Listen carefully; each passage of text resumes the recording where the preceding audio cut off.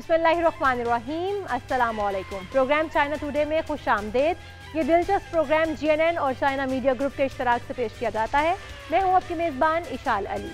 अमूमन इस प्रोग्राम में हम आपको चाइना में होने वाली सरगर्मियों के बारे में आगाह करते हैं और जदीद टेक्नोलॉजी से मुतालिक रिपोर्ट्स दिखाते हैं, लेकिन आज का प्रोग्राम है कुछ खास। आज हम आपको दिखाएंगे कि कोरोना की आलमी वबा के दौरान चीन में किस तरह इस वबा का मुकाबला किया गया। तो आइए सबसे पहले वो देखते हैं।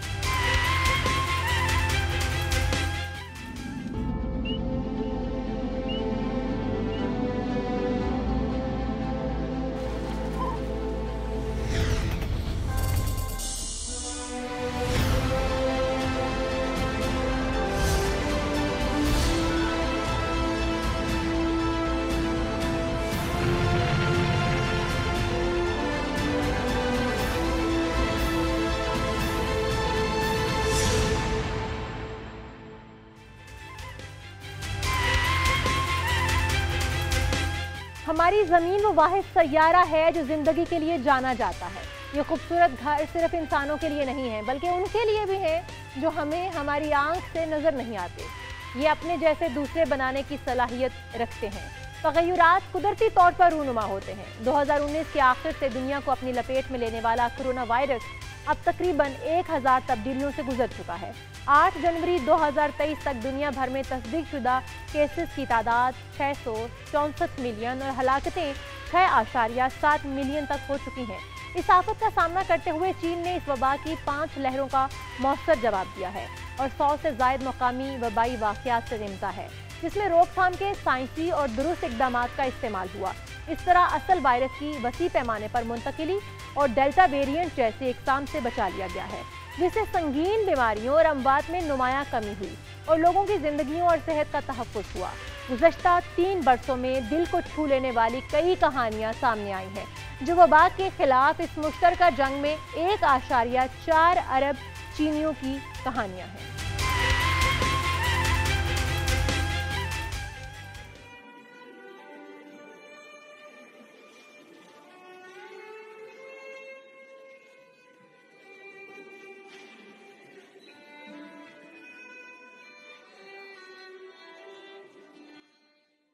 मार्च 2022 अचानक वायलिन पर एक मधुर मौसीकी सुनाई दी शुमाल मशरकी चीन में एक यूनिवर्सिटी कैंपस में, जिसने वहां मौजूद असातिज़ा और तुलबा के दिलों को छू लिया। मेरा मकसद वायलिन की आवाज से हर किसी की परेशानी में कमी लाना था। मुश्किल हालात में भी हमें पुरुम्मीद रहना चाहिए और जिंदगी के बारे में पुरुम्मीद होना चाहिए। मुझे यकीन है कि अगर हम सब एक हों तो हम इस वबा पर काबू पा सकते हैं।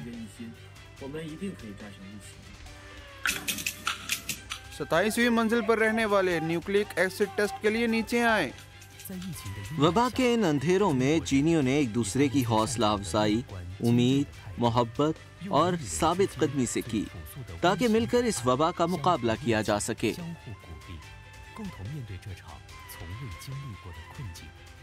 तकरीबन 3 या 4 बजे इस रोज सुबह, जब मौसम काफी सर्द था, इस रात गाड़ियां कम थी, लोग भी कम नजर आ रहे थे। सो मैं बॉक्सिंग और वर्जिश कर रहा था।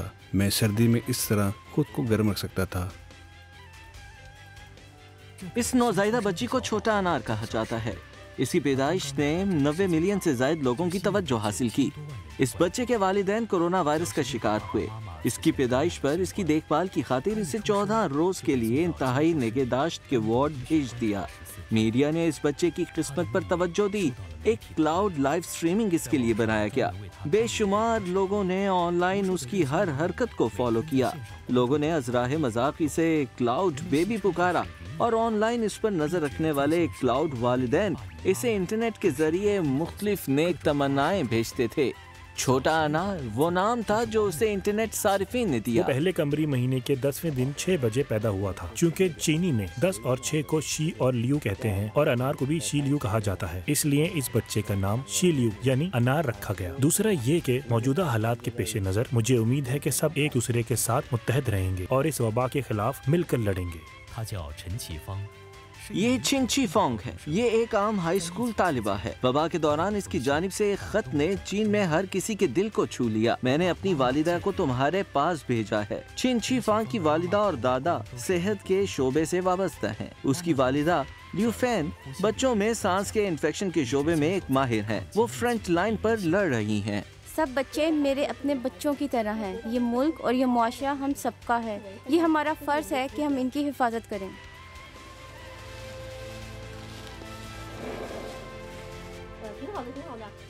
मैं ठीक हूँ। अपना हिजमत लिबास ठीक से पहने। मुझे मालूम है मैं सही पहन लूंगी। लियू डनली चिंची फोंग के दादा एक फिजिशियन है जो 54 साल से काम कर रहे हैं। उनकी उम्र 75 साल है। वबा के दौरान वो रिटायर्ड होने के बावजूद फ्रंट लाइन पर रहे। अगर मैं इस लड़ाई में हिस्सा नहीं लेता तो एक डॉक्टर की हैसियत से मेरे कई दहाइयों पर मोहित कैरियर में मुझे पछतावा रहता। ये एक मिशन और जिम्मेदारी का एहसास है। कोई भी डॉक्टर इससे पीछे नहीं हटेगा। चिंची फोंग अपनी देखभाल खुद करती है। उसने इस खत में अपनी माँ और दादा को बहुत याद किया है। जब मुझे मालूम हुआ कि मेरे दादा और मेरी वालदा फ्रंट लाइन पर हैं, तो मेरी आंखों में आंसू उमड़ आए। इब्तिदा में जब अमवात की शरह ज्यादा थी, तिब्बी शोबे के पेशावर अफराद ने जाती हिफाजत को नजरअंदाज किया और फ्रंट लाइन पर डटे रहे। जब चीन के किसी मखसूस इलाके में वबाई मर्ज फैला, वो बगैर किसी हिचकिचाहट के मदद के लिए दौड़ पड़े।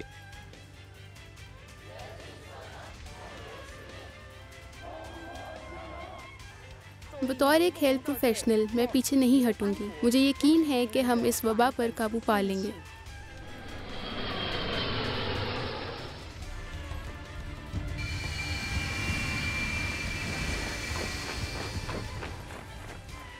बहरान का मुकाबला करने के लिए सिपाहियों और फौजी डॉक्टर्स की जामिया तैयारी रंग लाती है। ये एक फितरी हकीकत है। हमारा मिशन यहाँ लोगों को बचाना है।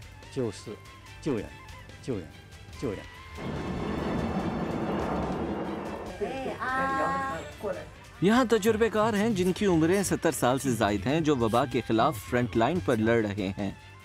क्या मेरी जिंदगी का मकसद मरीजों को बचाना नहीं है? वो नौजवान भी हैं जो 1990 और 2000 की दहाई में पैदा हुए हैं। जब मैं हिजमत लिबास पहन लेती हूँ तो खुद को छोटा नहीं समझती। मैं सिर्फ एक नर्स नहीं, मैं एक जंगजू हूँ। जब आप बच जाएं मौत के बहुत करीब जाकर, तो आप डॉक्टरों और नर्सों के एहसानमंद होते हैं। जहां सेहत के माहिरीन ने इलाज की जिम्मेदारी उठाई, वहीं चीनी मुहक्किकीन ने भी इस वायरस के खिलाफ ऐलान जंग किया। 26 जनवरी 2020 China centre for disease control and prevention ने कोरोना वायरस वैक्सीन की तहकीक और तैयारी का आगाज किया। बहुत से साइंसी तहकीकी इदारों और टीमों ने इसकी पैरवी की। फिलहाल चीन की तैयार करदा कोरोना वायरस वैक्सीन की इकसाम जैसे गैरफाल वैक्सीन, एडिनो वायरस वैक्सीन और रिकॉम्बिनेंट सब यूनिट वैक्सीन बड़े पैमाने पर चीन में लॉन्च की गई हैं। 8 जनवरी 2023 तक चीन में कोरोना वैक्सीन की 3.483 अरब खुराकें दी जा चुकी हैं और 1.37 बिलियन अफराद को वैक्सीन दी जा चुकी है। तकरीबन 93% चीनियों को वैक्सीन दी जा चुकी है।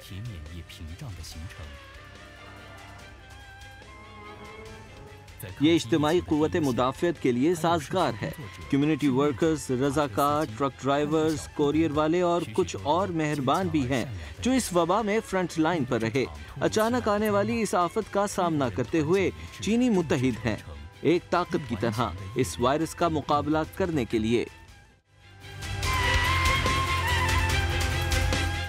चीनियों में इस वबा पर काबू पाने के लिए हिम्मत और उम्मीद की कमी नहीं है और ना ही इसे कंट्रोल करने के लिए दुरुस्त साइंसी इक़दाम की। लोगों का एक खास गिरोह जल्द से जल्द इन्फेक्शन साइट पर पहुंचता है ताकि मरीजों से बातचीत कर सके और इन्फेक्शन के पैदा होने और उसके फैलने से मुतालिक मालूमात जमा कर सके और वायरस की मुंतकिली का रास्ता जान सके। वबाई अमराज की रोकथाम और कंट्रोल की फ्रंट लाइन पर वबाई अमराज के कारकुन हैं। ये कहानी 2020 के मौसम गर्मा में बीजिंग की है।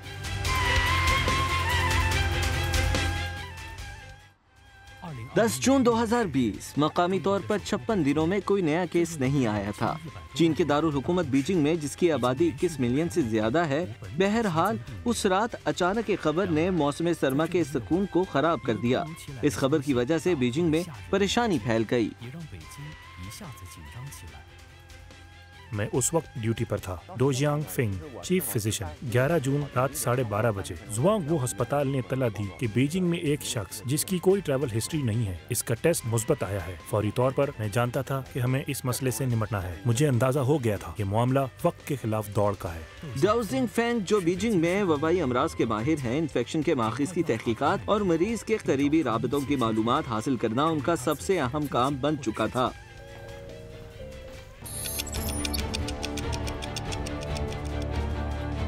डाओ जिंगफेंग और उनके साथी रात गए अस्पताल पहुंचे ताकि मुतासरा शख्स से मालूमात ले सकें।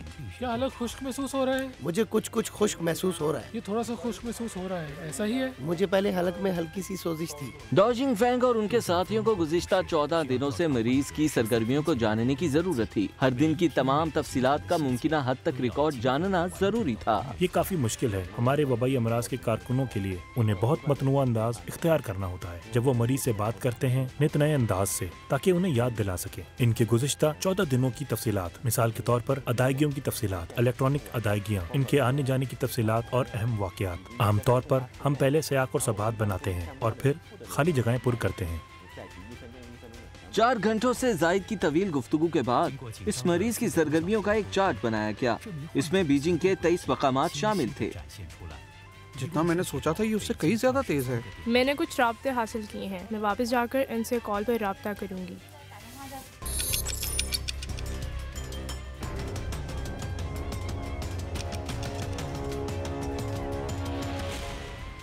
फिर उस हाल और दूसरे हाल में अशिया का तबादला होता है। लोग भी आपस में मिलते हैं। मिस्टर टांग के बताए गए रास्ते के मुताबिक ये समुद्री गजा गाय के गोश्त और मटन मिलने वाले इलाकों से गुजरे हैं। हमें मजीद नमूने हासिल करने की जरूरत है। चॉपिंग बोर्ड्स और नशिस्तों से नमूने हासिल करने हाँ, आमतौर जैसे कसाब का चेहरा वगैरह। हाँ, आमतौर पर जी हाँ, कोई भी जगह जो हाथों के राब्ते में आती है। गंदा पानी और बैतुल खला। ठीक। 11 जून दोपहर 2:40 तफ्तीशकारों की जानिब से मुकम्मल तहकीकात के बाद बीजिंग में सब्जियों और फलों की सबसे बड़ी मंडी तवज्जो का मरकज बन गई। ये एक बड़ा बाजार है जो 1680 MU तक के इलाके का अहाता करता है। ये 80% बीजिंग को फल और सब्जियां फराहम करता है। हर रोज 30,000 से जायद गाड़ियां और 60,000 से जायद लोग इस जगह आते हैं। यहाँ से अगर वबा फैलेगी तो उसके नताइज बहुत संगीन होंगे। इसलिए इन्फेक्शन के माखिज को ढूंढना और ट्रांसमिशन चेन को बरवक्त तोड़ना नागुज़ीर है। मगर वो इन स्टॉलों और लोगों को कैसे तलाश करेंगे जिनसे मुतासरा शख्स का राबता हुआ? मुतासरा शख्स के मोबाइल अदायगी के रिकॉर्ड ने अहम किरदार अदा किया। उस वक्त हमने निशानदेही की कि उन्होंने किस किस से राब्ता किया और कहां से क्या खरीदा, और ये सब मोबाइल पेमेंट रिकॉर्ड से और इस तरह के दीगर जराए से मुमकिन हुआ।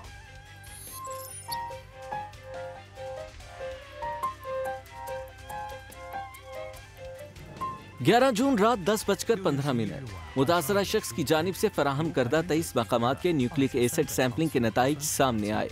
सिर्फ शेनफा डी मार्केट के नमूने मस्बत थे।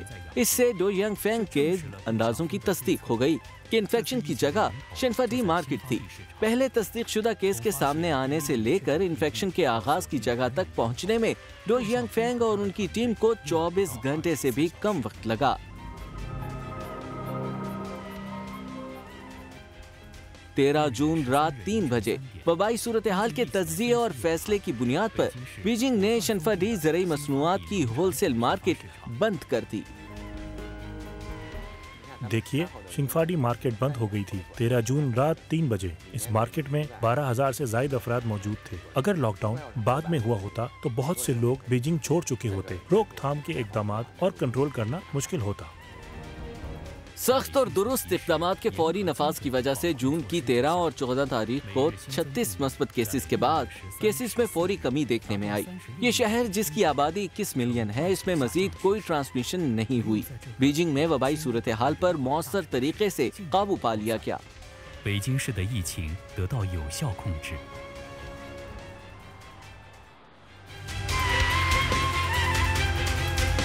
यहाँ वक्त हुआ एक ब्रेक का, स्टे विद अस।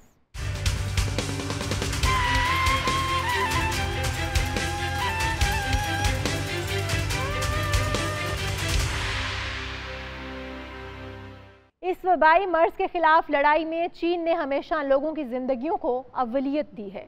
सूरत हाल के मुताबिक रोकथाम और कंट्रोल के इकदामात को बेहतर बनाया। वबा की रोकथाम के लिए इकदामात की तकरीबन 10 अशकाल सामने आई, जिन्हें शाया किया गया और उन पर नजरसानी भी की गई ताकि इकदामात को हालात के मुताबिक ढाला जा सके। चीन में जहां वबाई सूरत हाल हो, वहां लोगों के जरिए मुआश का तहफ़्फ़ुज़ अहम है। लोगों की रोज़मर्रा की ज़रूरियात की फ्राहमी का ज़्यादातर बोझ निचली सतह के कारकुनान और रज़ाकारों के कंधों पर होता है। मैं चल नहीं सकती थी क्योंकि मेरे टखने में चोट थी। मैंने कॉल की ताकि मैदे की दवा खरीदने में मेरी मदद हो सके। मुझे 1 महीने से ज़्यादा अरसे से डायरिया है। जब वो वापस आएगा तो मैं इसे इस तक पहुंचा दूंगा, ठीक है? मैं इसे इसके दरवाजे तक पहुंचा दूंगा, ठीक है? ठीक है। तुम वापस जाओ। मेरा कार्ड गुम हो गया है। मेरे पास इस वक्त घर पर कैश नहीं है। मैं इसे आपके लिए क्रेडिट पर कर लूँगा। इसे मेरे क्रेडिट पर रख दें। मैं इसे आपके लिए क्रेडिट पर कर लूँगा। अब किसी भी वक्त बारिश हो सकती है। इसका नाम फेंग फेंग है। वो ग्रेट कम्युनिटी वर्कर हैं। वबा के दौरान उन्होंने उस काम में पहल की कि कम्युनिटी के बुजुर्गों के लिए रोजाना की दवा खरीदे जो आसानी से चल फिर नहीं सकते। उम्र रसीदा हैं। तकरीबन 70% लोग उम्र रसीदा हैं। इसका मतलब है कि 1 महीने की सप्लाई 30 गोलियों के 2 बॉक्स हैं। मुझे 0.25 ग्राम टैबलेट्स के 4 डब्बे भेजें। दवा खरीदना बहुत आसान लगता है, लेकिन ये इतना आसान नहीं है अगर काम सही से किया जाए। पहला काम दवा खरीदना। ज़ाती तौर पर मैं एक आम आदमी हूँ। मुझे इस काम की ज़्यादा समझ बूझ नहीं। मुझसे बहुत आराम से कोई गलती हो सकती है। नहीं, ये ठीक नहीं। क्या गलत है इसमें? वो बिल्कुल ऐसा ही चाहते हैं। इन्हें 40 मिलीग्राम वाले टैबलेट्स दरकार हैं। आपकी टैबलेट्स 80 मिलीग्राम है। नहीं, अगर आप काम पर तवज्जो मरकूज रखते हैं तो गलती का इम्कान कम हो जाता है। यही वजह है कि मैं 60 से ज़्यादा दवाएं खरीदता हूँ, वो भी बगैर किसी गलती के। एक बैग एक फर्द के लिए। उस वक्त फेंग फेंग हमेशा अद्वियात के थैले लेकर जाते थे। अद्वियात के थैलों के साथ उनकी ये तस्वीर जो उनके साथी ने मूवमेंट पर पोस्ट की थी, इंटरनेट सारिफिन के दिलों को छू गई। लोग उसे प्यार से ब्रदर मैडिसन के नाम से पुकारते हैं। ये बहुत खुशकिस्मती है इस तरह सोशल मीडिया सेलिब्रिटी बनना। मेरा ख्याल है कि ये अच्छा है। अगर ये कम्युनिटी के काम को आगे बढ़ाए तो अच्छा है और लोगों को समझने में मदद करे कि कम्युनिटी का काम क्या होता है। बहुत शुक्रिया, तुम बहुत अच्छे बच्चे हो। कोई बात नहीं। अगर आपको दवाएं खरीदना है तो याद रखें कि आप मुझसे खरीद सकती हैं। फेंग फेंग अकेले नहीं है। पूरे चीन में फेंग फेंग जैसे 4 मिलियन से ज्यादा कम्युनिटी वर्कर्स हैं। गुज़िश्ता 3 सालों में ये छोटी और बड़ी कम्युनिटीज की पूरे मुल्क में हिफाजत कर रहे हैं, दिन रात बज़ाहिर मामूली कामों से।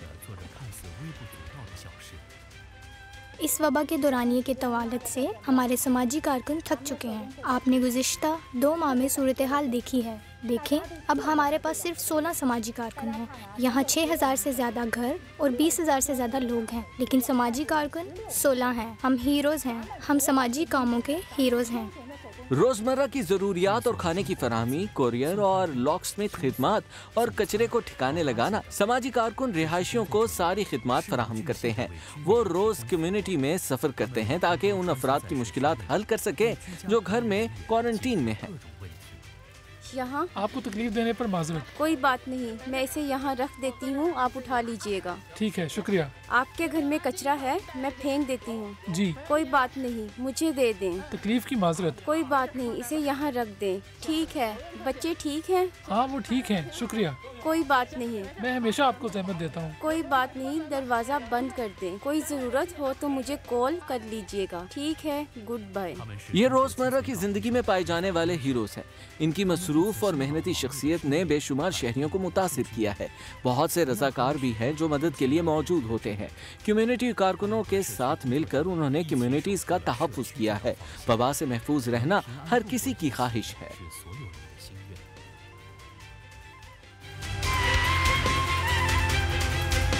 गुज़िश्ता 3 सालों में जब से कोरोना की वबा फैली, मुख्तलिफ ममालिक में लोगों की रोज़मर्रा ज़िंदगी ख़ास तौर पर आम मुआशी सरगर्मियों को काफ़ी नुकसान पहुंचा है।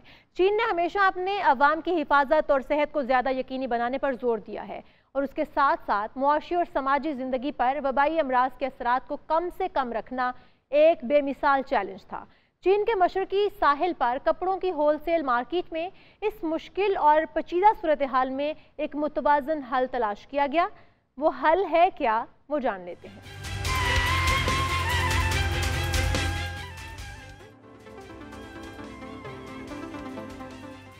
ये चीन की सबसे मसरूफ कपड़ों की होलसेल मार्केट है। इसे चीनी कपड़ों की पहली सड़क के तौर पर जाना जाता है। यहाँ से रोजाना लाखों की तादाद में कपड़ा मकामी तौर पर और बैरून मुल्क फरोख्त होता है। एक बार इस मार्केट ने हमसाया ममालिक की मलबूसात की सनत के फरोग में भी अहम किरदार अदा किया था। यहाँ रोजाना तकरीबन 1 लाख अफराद कपड़ों की बड़ी और छोटी दुकानों पर आते हैं।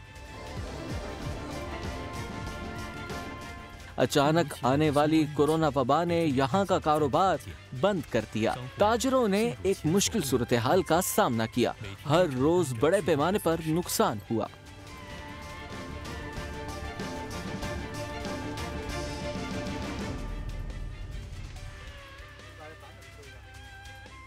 ये सब नए मलबूसात हैं। ये सब हमारा माल अंदर रह गया। अंदर बहुत माल है।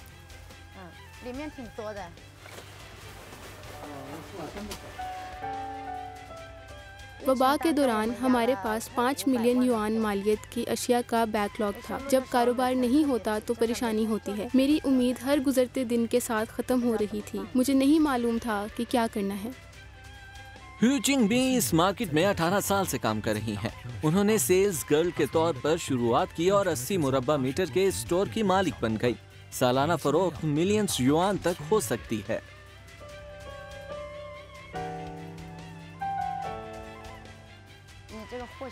अगर सामान ना बिके तो फंड्स की कमी हो जाएगी। मेरे 16 मुलाजिम हैं जो माहाना तनख्वाह पर हैं और इन्हें तनख्वाहें मुकम्मल अदा की जाती हैं। अगर वबा का सामना करते हुए हम बर वक्त तदबीर ना करें तो हमारी सालों की मेहनत रायगा जाएगी। सब खाक हो जाएगा और हम बेआसरा हो जाएंगे।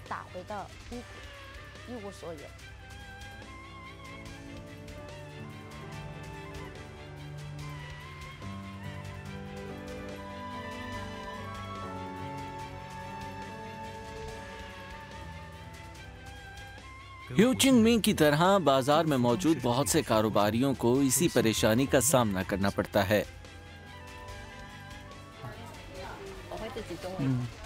हेलो बॉस, हम चाइना के सर्विस वर्कर्स हैं। हम आज यहाँ बुनियादी तौर पर आपसे ये पूछने के लिए आए हैं, अब आपके स्टोर में मजमूई कारोबारी सूरत हाल कैसी है? हमारे पास हर आइटम की सैकड़ों इकसाम हैं जो आप देख रहे हैं। सब गोदाम में हैं, इसलिए अभी काफ़ी परेशानी है। जब ताजिर खसारे में होते हैं तो मकामी हुकूमत मार्केट के माहिरीन भेजती है फील्ड सर्वे करने, हर ताजिर के साथ उनके मसाइल को हल करने की कोशिश के लिए। हमारे पास एक इब्तदाई हल है। हम पहले मार्केट की मैनेजमेंट से कहेंगे कि वो फराहम करे किराए की मद में रियायत। आर्जी तौर पर किराए की ये रियायत 2 माह की होगी। किराए की मद में 2 माह की रियायत हमारी परेशानी को काफ़ी हद तक कम करेगी। हम आपके शुक्रगुजार रहेंगे। ये हमारा फर्ज है। इसके बाद और भी मुतलका पॉलिसियाँ हैं, बशमूल लाइव स्ट्रीमिंग के जरिए फरोख्त और खरीदारों को रागिब करना। जब इसका वक्त आएगा तो मैं आपको बताऊंगा। जरूर। आज ये हम जैसे कपड़ों के ताजरों के लिए बहुत मददगार होगा। आपका ताउन हमें एतमाद देगा अपने कारोबार को कामयाब करने में। इसकी वजह ये है कि हांगजू में कपड़े बेचना हमारा शौक है। ये हमारी जिंदगी भर का पेशा है। 20 अप्रैल 2022 हांगजू की शॉन्गचिंग की हुकूमत ने कारोबारी इदारों की मदद के लिए एक रेस्क्यू ऑपरेशन का एहतमाम किया। मकामी हुकूमत ने मसाइल के हल के लिए एक सिलसिला तरतीब दिया। Online live e commerce training event ताजरों में सबसे ज्यादा मकबूल है। हेलो, खुश आमदीद दोस्तों। चलो मुझे हेलो कहो। सुबह बखैर सब दोस्तों। बस सुबह बखैर टाइप करें सुबह बखैर। नई तरबियत याफ्ता होंग चिंग मी इस नए तरीके को आजमाने के लिए बेताब हैं, जो उन्होंने पहले कभी इस्तेमाल नहीं किया था, अपने कपड़े ऑनलाइन फरोख्त करने के लिए। शुरू में मैंने सोचा कि मैं कपड़े फरोख्त नहीं कर सकी, लेकिन मैंने खुद को जहनी तौर पर तैयार किया ताकि मैं मायूस ना हूँ। इस वबाई मर्ज के दौरान अपना मास्क पहने, हिम्मत ना हारे, मजबूत रहें, ठीक है? टाइप करें मजबूत रहो, ठीक है? टाइप करें मजबूत रहो। आपको सामान खरीदना चाहिए रुझानात के मुताबिक। मैं आपको मुझसे खरीदने के लिए नहीं कह रही, यहाँ तक कि अगर आप मुझसे नहीं खरीदते तो ये याद रखें आप रुझानात फरोख्त कर रहे हैं। नौ उम्र फैशन ब्रांड्स के लिए ट्राउजर्स बड़े हैं। उसकी कोशिशें रंग ले आईं। ऑनलाइन फरोख्त ने हू चेंग मी के लिए नई उम्मीद लाई है। स्ट्रीमिंग खत्म होने के बाद मुझे सेल्स को चेक करके खुशी हुई। 4000 से ज्यादा पीस सेल हुए। उसकी हैरत की बात ये थी कि जिन कपड़ों का स्टॉक ज्यादा था वो तेजी से फरोख्त हो गए।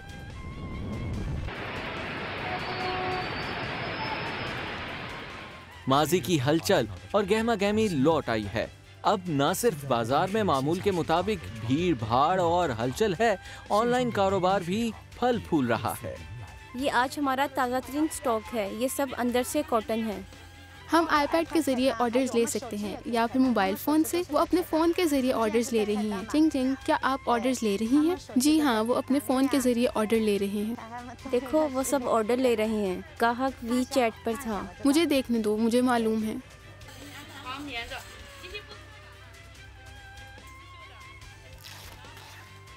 ऑनलाइन ऑर्डर्स के लिए पैकिंग और शिपिंग यहाँ गोदाम में की जाती है।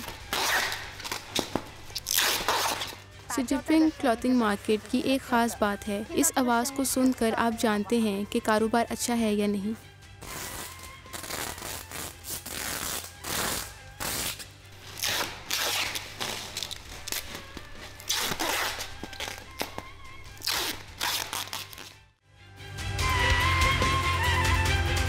यहाँ शामिल करेंगे एक ब्रेक। आप देखते रहिए GNN।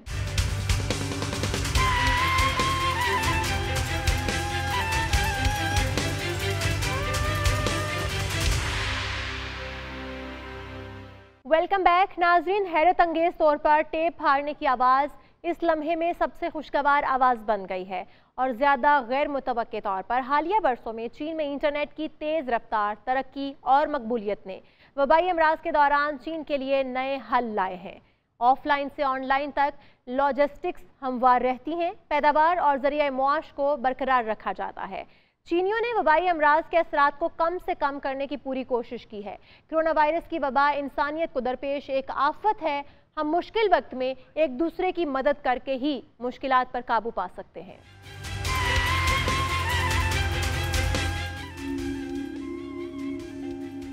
– 2020 के अवाइल में जब चीन वबाई मर्ज से लड़ने में सबसे मुश्किल वक्त से गुजर रहा था, बहुत से मुमालिक ने चीन की तरफ मदद का हाथ बढ़ाया।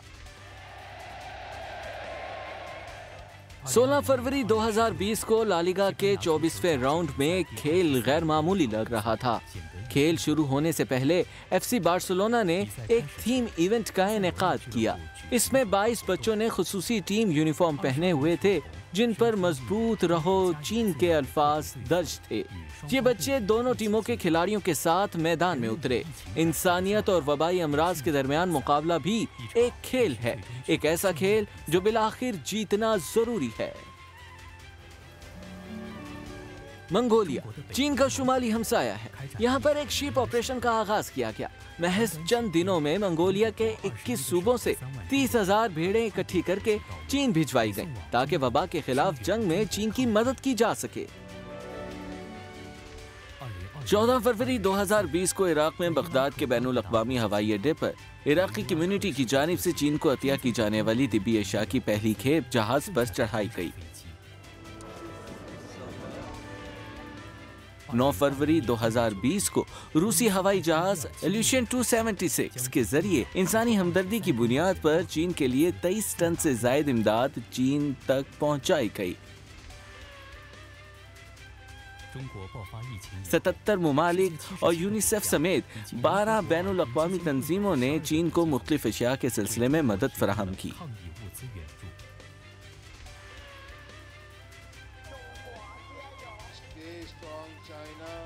हजारों मील दूर बसने वालों के दिलों में हमदर्दी और मोहब्बत की गूंज है। चीनी अपने उन दोस्तों को कभी फरामोश नहीं करेगा जिन्होंने इस वक्त मदद के लिए हाथ आगे बढ़ाए जब कोरोना वायरस की वबा पूरी दुनिया में फैली हुई थी। जवाब में चीन ने भी बेहतरीन तर्ज अमल का मुजाहरा किया।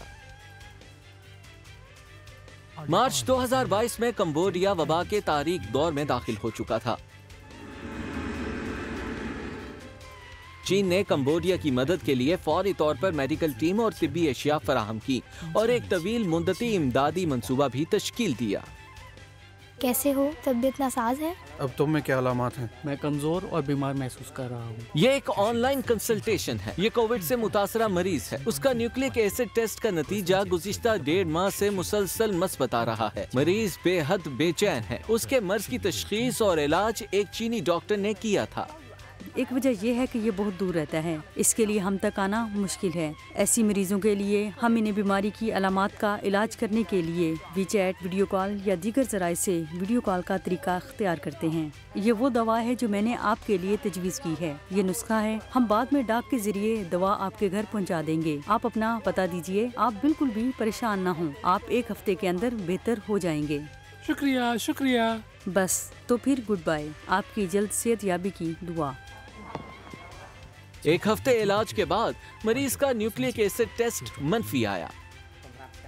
मैं चीनी डॉक्टर्स के तरीके इलाज की बेहद तारीफ करता हूँ।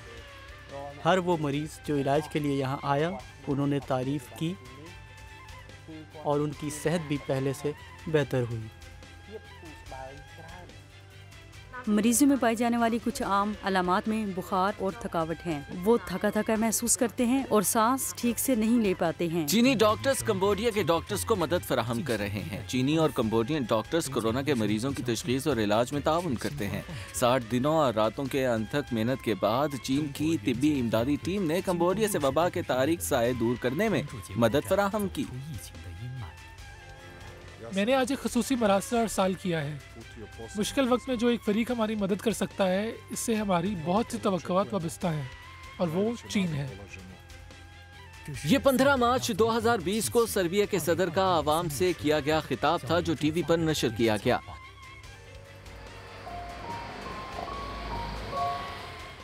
सर्बिया में वबाई सूरत हाल बेहद तशवीशनाक थी।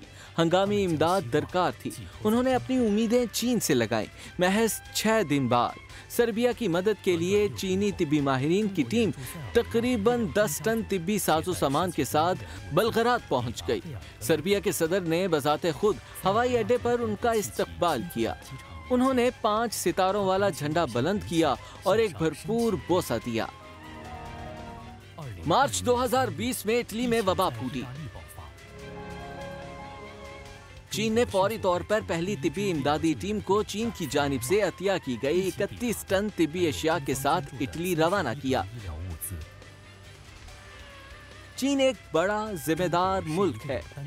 जब यह आलमी वबा फूटी तो चीन ने वबा के खिलाफ ताउन के लिए 2 बिलियन युआन का एक खुसूसी फंड तश्कील दिया और 150 से ज्यादा मुमालिक और बैनुल अक़वामी तंजीमों को हंगामी इमदाद फराहम की।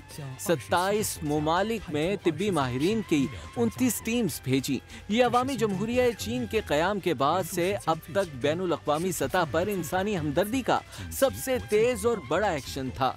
गुज़िश्ता 3 बरसों में चीन ने 120 मुमालिक और बैनुल अक़वामी तंजीमों को कोरोना वैक्सीन की 2.2 बिलियन से जायद खुराकें फराहम की हैं। इसके अलावा चीन ने वैक्सीन की तैयारी में मदद फराहम करने के लिए 20 से जायद मुमालिक को टेक्नोलॉजी भी मुंतकिल की है। चीनी वैक्सीन ने दुनिया के साथ मुदाफ़ती ढाल कायम करने के लिए दूर दराज तक का सफर इख्तियार किया। चीन बनी नौ इंसान के मुश्तरका मुस्तकबिल की तश्कील के अजीम मंसूबे का अमली मुजाहिरा पेश कर रहा है।